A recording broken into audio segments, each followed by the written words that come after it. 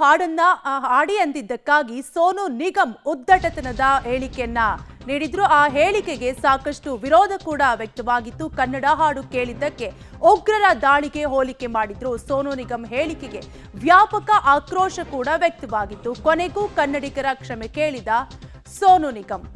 ನನ್ನ ಪ್ರತಿಷ್ಠೆಗಿಂತ ನಿಮ್ಮ ಪ್ರೀತಿಯೇ ದೊಡ್ಡದು ಅಂತ ಕ್ಷಮೆಯನ್ನ ಯಾಚಿಸಿದ್ದಾರೆ. ಕರ್ನಾಟಕ ಜನತೆಯನ್ನ ನಾನು ಸದಾ ಪ್ರೀತಿಸುತ್ತೇನೆ ಅಂತ ಸೋನು ನಿಗಮ್ ಕ್ಷಮೆ ಕೇಳಿದ್ದಾರೆ. ಕ್ಷಮೆ ಇರಲಿ ಕರ್ನಾಟಕ ಎಂದ ಸೋನು ನಿಗಮ್ ಇನ್ಸ್ಟಾದಲ್ಲಿ ಪೋಸ್ಟ್ ಮಾಡುವ ಮೂಲಕ ಕ್ಷಮೆಯನ್ನ ಯಾಚಿಸಿದ್ದಾರೆ. ಒಟ್ಟಾರೆಯಾಗಿ ಕನ್ನಡ ಹಾಡು ಹಾಡಿ ಎಂದಿದ್ದಕ್ಕೆ ಹೀಗೆ ಕನ್ನಡ ಎಂದಿದ್ದಕ್ಕಾಗಿ ಪಹಲ್ಗಾಮ್ನಲ್ಲಿ ಉಗ್ರರು ದಾಳಿಯನ್ನ ಮಾಡಿದ್ರು ಅಂತ ವಿವಾದಾತ್ಮಕ ಸ್ಟೇಟ್ಮೆಂಟ್ ಅನ್ನ ಕೊಟ್ಟಿದ್ರು. ಈ ಹೇಳಿಕೆಗೆ ಸಾಕಷ್ಟು ವಿರೋಧ ಕೂಡ ವ್ಯಕ್ತವಾಗಿತ್ತು. ಈಗಾಗಲೇ ಎಫ್ಐಆರ್ ಕೂಡ ದಾಖಲಾಗಿದ್ದು ವಿಚಾರಣೆಗೆ ಹಾಜರಾಗಲು ಸೋನು ನಿಗಮ್ ವಿರುದ್ಧ ನೋಟಿಸ್ ಅನ್ನು ಕೂಡ ಜಾರಿ ಮಾಡಲಾಗಿದ್ದು ಇದೆಲ್ಲದರ ಮಧ್ಯೆ ಸಾಕಷ್ಟು ವಿರೋಧ ವ್ಯಕ್ತವಾಗ್ತಿತ್ತು.